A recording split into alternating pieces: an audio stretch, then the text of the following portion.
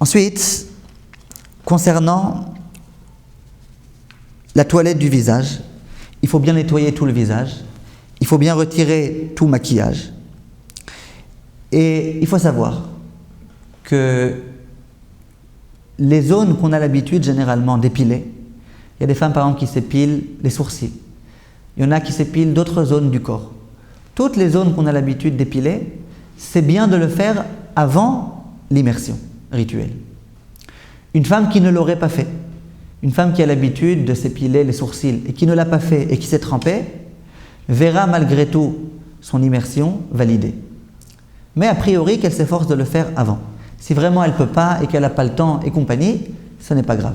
Dès lors que ces zones-là sont propres, qu'elles ont été démêlées, qu'elles ont été nettoyées, qu'elles sont propres, qu'elles ne présentent aucune saleté, on pourra se tremper, bien que généralement on a l'habitude d'épiler ces zones-là.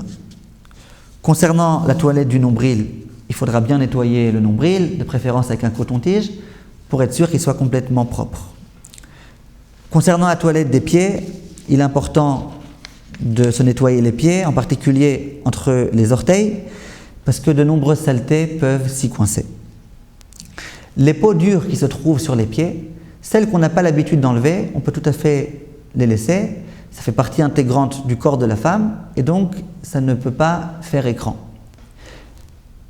Les peaux mortes qu'on a l'habitude d'enlever, il vaut mieux les enlever avant d'aller se tremper. Concernant les poils pubiens, la coutume séfarade a toujours été de les raser ou de s'épiler à cet endroit-là. Telle était la coutume dans tous les temps. La coutume ashkénaze est de ne pas obliger les femmes à retirer. Celle qui veut retirer, qu'elle retire. La plupart des femmes ashkénazes laissent leur poil à cet endroit-là. Simplement, elles le nettoient bien et elles le démêlent avec les doigts ou avec un peigne si elles le souhaitent.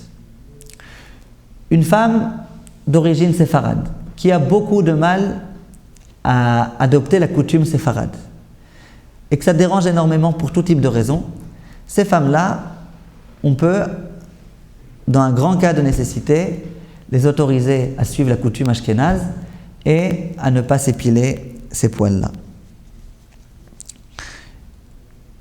Concernant les ongles, il faut savoir que lorsqu'il y a une saleté qui se trouve sous les ongles, ce qui est fréquent, dans certains cas, cela rend l'immersion non valide. C'est la raison pour laquelle la coutume est de couper les ongles avant de se tremper. Avant de se rendre au bain rituel, on a la coutume de se couper les ongles. Les Ashkénazim vont jusqu'à aller dire que si une femme ne s'est pas coupé les ongles et qu'elle s'est trempée au mikvé, il faut ensuite qu'elle retourne et qu'elle se retrempe. Et c'est simplement dans le cas où elle a déjà passé une nuit avec son mari qu'on pourra lui dire « Bon, écoute, c'est pas grave, tu t'es déjà trempé, tu as déjà passé la nuit avec ton mari, c'est pas la peine de te retremper. » Les Sfaradim, eux, disent qu'a priori, il faut se couper les ongles. Si une femme ne les a pas coupés et qu'elle s'est déjà trempée, ce n'est pas forcément la peine de la rediriger vers le mikvé. Une femme qui n'est pas encore très religieuse, on dira, et qui aime avoir les ongles longs, qui n'est pas prête à retirer, à se couper les ongles, ce n'est pas la peine de lui faire des reproches, qu'elle se trempe comme ça, et au fur et à mesure, si Dieu veut, elle progressera dans l'accomplissement de ses lois, jusqu'au jour où elle décidera de se couper les ongles avant de se rendre au mikvé. Le vernis à ongles, ça dépend de ce qu'on a dit tout à l'heure. Le vernis en lui-même a été mis à but esthétique. La femme est intéressée à ce qu'il reste. Je parle d'un vernis qui est vraiment bien mis, pas d'un vernis qui commence à s'effriter. Dans la mesure où le vernis est bien mis, a priori, on essaye de le retirer pour se tremper, parce que malgré tout, on peut réussir à le percevoir au toucher. Et certains décisionnaires disent que même quand quelque chose est joli et qu'on est intéressé à ce qu'il reste, dès lors qu'on peut le percevoir au toucher, il vaut mieux le retirer. Mais dans tous les cas, si une femme s'est déjà trempée avec et qu'il était impeccablement posé sur les ongles, l'immersion est valable. Une fois, il y a une femme qui m'a téléphoné et qui m'a posé la question suivante. Elle me dit, vendredi soir, elle a été au mikvé et elle avait du vernis à ongles sur tous les ongles, sauf sur un seul ongle. Elle me dit, qu'est-ce qui se passe? Est-ce que j'avais le droit de me tremper ou pas? Alors, finalement, comme elle n'avait pas de rave à proximité, elle ne s'est pas trempée. Mais Motzei Shabbat, elle me demande qu'est-ce qu'elle aurait dû faire. Alors là, il y a un véritable problème. Pourquoi? L'ongle sur lequel il n'y avait rien. Alors il n'y avait rien. On ne peut pas parler d'écran alors qu'il n'y avait rien. Donc dans cet ongle-là, sur cet ongle-là, c'est sûr que l'eau avait accès. Donc cet ongle-là n'est pas problématique. Que va-t-on dire? Que sur les autres ongles, il n'y a pas de problème? Pourquoi? Parce qu'on a mis du vernis pour qu'il soit plus beau. Donc on est intéressé à ce que ça reste. Ça pourrait être vrai, dans la mesure où tous les ongles étaient vernis. Dans la mesure où certains ongles sont vernis et d'autres ne le sont pas. Jusqu'à preuve du contraire, je pense que ce n'est pas la mode d'avoir tous les ongles vernis sauf un seul. Vous me contredirez si je me trompe. Donc, c'est vraiment pas beau.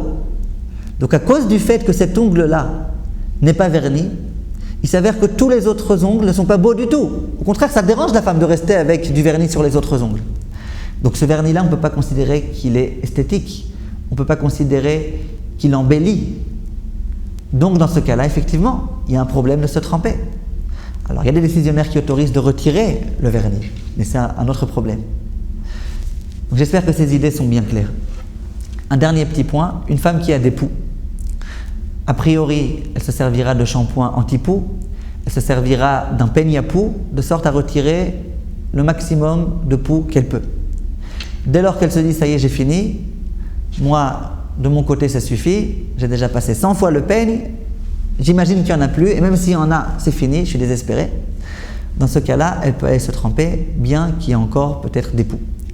Et ça, ce que je suis en train de vous dire maintenant, ça concerne toutes les autres choses. Une femme qui a des pellicules sur son cuir chevelu, elle essaye de les retirer, plus elle retire, plus il y en a. Alors, il n'y a pas de fin à cette chose-là. Alors, le principe qu'on donne dans ces choses-là, c'est de dire, tu retires autant que tu peux. Dès lors que tu vois que tu as retiré autant que tu pouvais, dès lors que de ton côté, ça ne te dérange plus, de ton côté, tu t'es dit, j'ai fait ce que je pouvais. Si je devais aller à un mariage ce soir, comme on disait tout à l'heure, eh ben, j'irais comme ça. Ça y est, ça ne me dérange plus.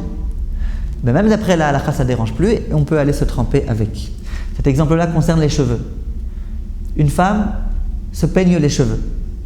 On vient de le dire, l'essentiel de la khafifa, c'est se peigner les cheveux. À l'eau chaude, et j'ai oublié de vous dire, c'est tellement important, alors que les cheveux sont encore humides. Se peigner quand les cheveux sont secs, c'est déjà problématique.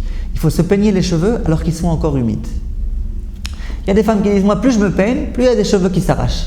Maintenant, laisser des cheveux arrachés dans mes cheveux, c'est un problème, parce qu'ils risquent de se nouer, de s'en mêler. Donc il faut les retirer. Donc je me peigne, et puis je vois sur le peigne, sur la brosse, qu'il y a plein de cheveux. Je me repeigne, il y a encore des cheveux. Bon, finalement, je risque de m'arracher tous les cheveux. La Torah n'a pas demandé de se retirer les cheveux et de se les arracher.